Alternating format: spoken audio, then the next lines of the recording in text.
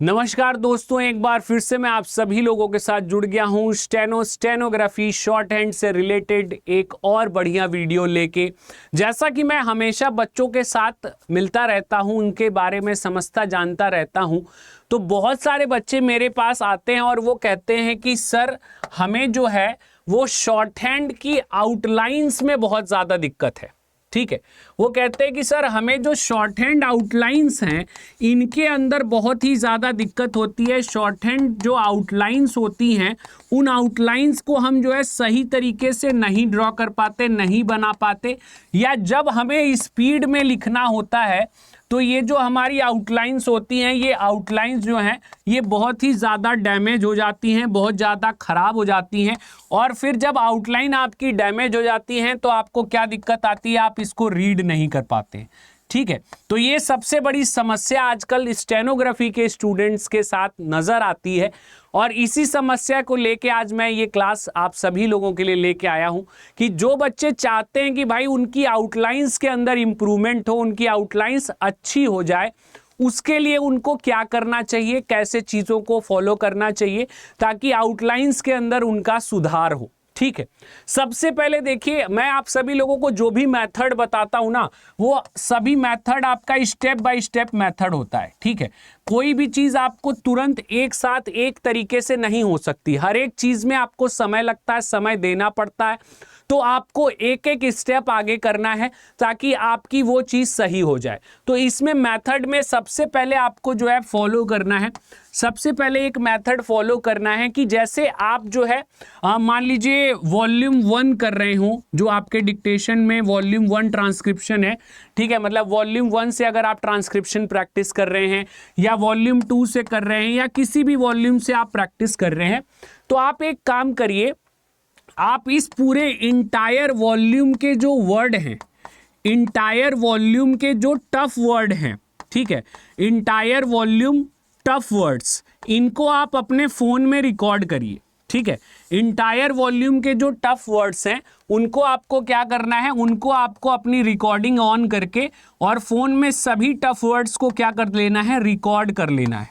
ठीक है, और रिकॉर्ड करने के बाद आप सभी लोगों को उस रिकॉर्डिंग को प्ले करना है और जब तक वो रिकॉर्डिंग रुक नहीं जाती तब तक आपको आउटलाइन बनाते रहना है, बनाते रहना है, बनाते रहना है। अब जैसे ही ये रिकॉर्डिंग आपकी पॉज हो गई, ठीक है, रिकॉर्डिंग आपकी जो है यहाँ पे पॉज हो गई, ठीक है, खत्म हो गई, एंड हो गई रिकॉर्डिंग।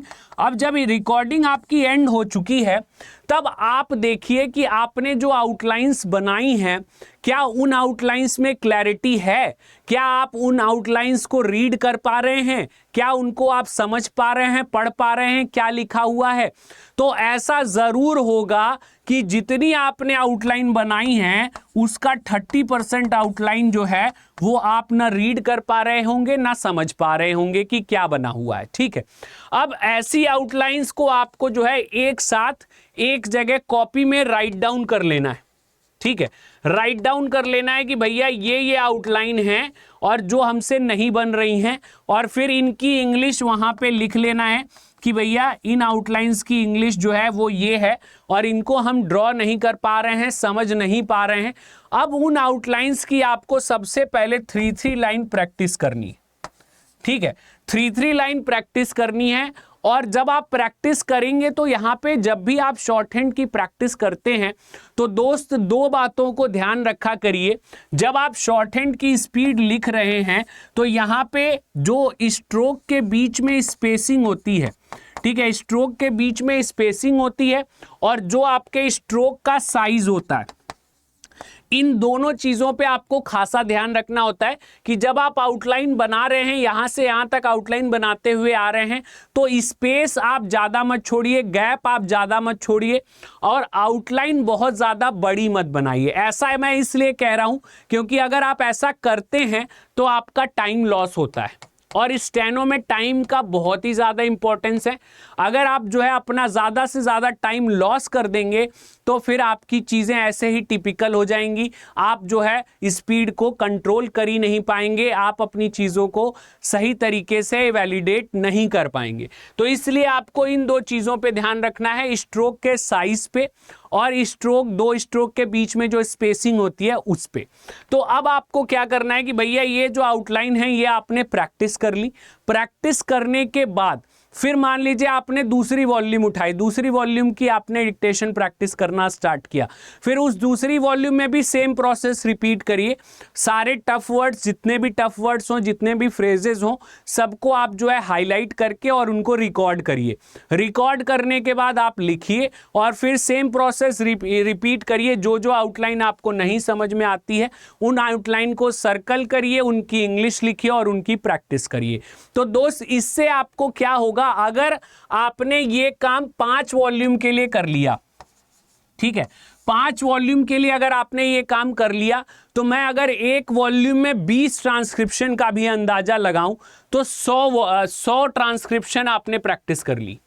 ठीक है, 100 ट्रांसक्रिप्शन आपने जो है प्रैक्टिस कर ली। अब दोस्त, 100 ट्रांसक्रिप्शन की रिकॉर्डिंग प्रैक्टिस करने के बाद क्या आपको लगता है आपकी आउटलाइन में इंप्रूवमेंट नहीं आएगा? बिल्कुल इंप्रूवमेंट आएगा।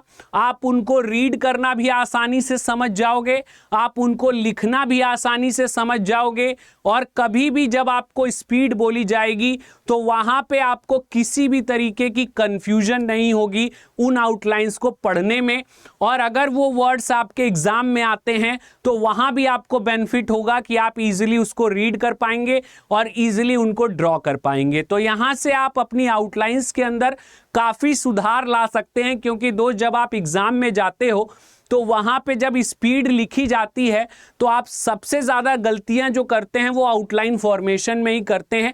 जल्दीबाजी में आपकी आउटलाइन बहुत ही ज्यादा बेकार हो जाती हैं और फिर आप जो है उन आउटलाइंस को सही नहीं कर पाते हैं, और उससे दिक्कत ये आती है कि जब टाइपिंग करना होता है तो टाइपिंग के समय में आपको ये नहीं समझ में आता कि आपने ये क्या लिखा है और क्या आपको यहाँ पे टाइप करना है। तो ये बहुत ज़्यादा मुश्किल चीज़ है और इसके अंदर इम्प्रूवमेंट लाना बहुत ही ज़्यादा इम्पॉर्टेंट है। तो जो मैंने प्रोसेस बताया उस प्रोसेस को फॉलो करिए, और अगर इस प्रोसेस से आपको रिजल्ट मिलता है तो कमेंट करके वीडियो में ज़रूर बताइए कि भैया हमें इस प्रोसेस से रिजल्ट मिला है, सर ने बहुत सही गाइड किया, हमें बताया, इसका हमें रिस्पॉन्स मिल रहा है। ठीक है, और अपने तरफ से अगर आपको स्टेनोग्राफी के में कोई सजेशन देना है, कोई कमेंट करना है, तो वो भी कमेंट करके बताइए, जिससे कि हम भी उस चीज़ों को आगे इम्प्लीमेंट करें और बच्चों को अच्छे से बताया जा सके, समझाया जा सके। साथ ही साथ हमसे आप ज़रूर जुड़ें। स्टेनोग्राफी अगर आप प्रैक्टिस कर रहे हैं, स्टेनोग्राफी सीख रहे हैं, तो आपके फ्यूचर में हम आपको बहुत ज़्यादा हेल्प कर सकते हैं और स्टेनोग्राफी के अंदर बहुत अच्छी चीज़ें प्रोवाइड कर सकते हैं।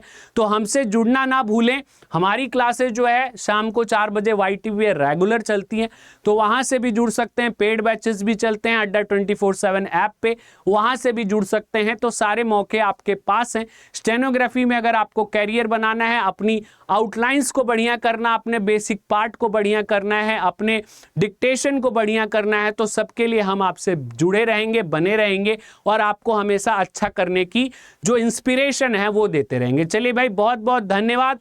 जय हिंद, जय भारत।